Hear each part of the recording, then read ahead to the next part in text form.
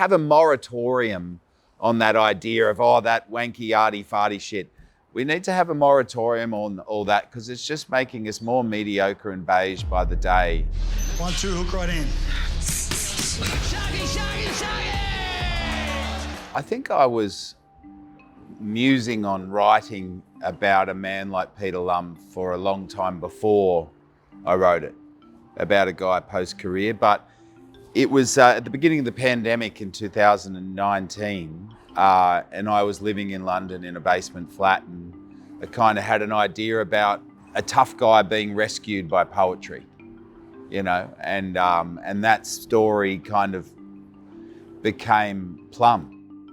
Look, I probably want to preface this by saying I ain't no scientist. I'm a proper writer though, so I did my research, but I'm probably not the one to say. I'm the one to stir the discussion for those that need to make that decision, but without kind of taking the easy way out, I always think they could do more. It's great that we have a head doctor in the bunker. It's great that we have HIAs. It's great that we're cracking down on head-high tackles. But there's got to be more. And I would think there could be a closer alignment between the codes, all the codes, and the science. They could just be in a constant discussion. I'm so proud of this story and I'm so passionate about it, it's so personal to me. And I just, you know, I've pitched so many shows, I never think they're gonna happen. I never think anything's really gonna happen. Even when I'm shooting a film, I'm like, they'll probably cut me out of it or I'll never get to the movies.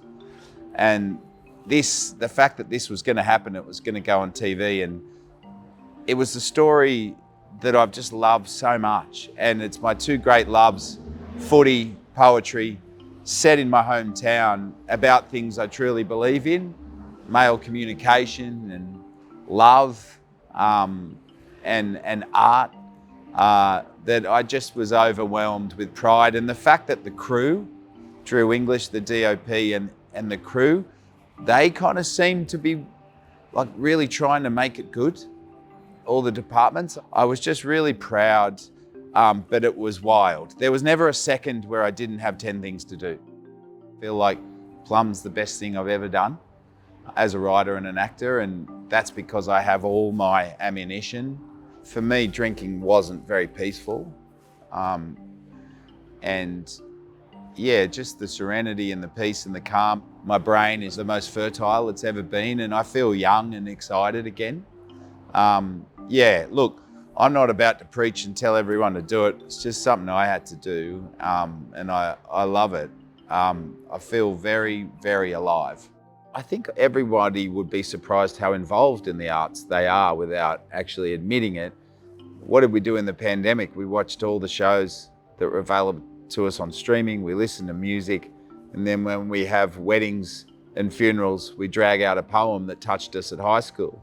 You know what I mean? We text in the written word. And yeah, you hear sports commentators say, oh, it's the theatre of it, the theatre of it. And you're like, you going to the theatre, mate? They're closer aligned than we think. You know, art's only ever going to make us more interesting, more decorated, and more complex and more alive. Like, why wouldn't you want that? You know, I just think it's time to open ourselves up to stuff like that.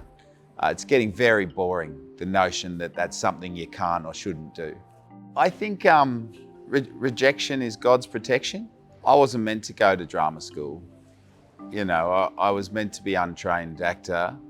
You know, I did a play called Yerma with Billy Piper in London, which was this highly successful play that went Broadway and came back. And I realised why her and I were so good on stage together, as neither of us really knew what we were doing.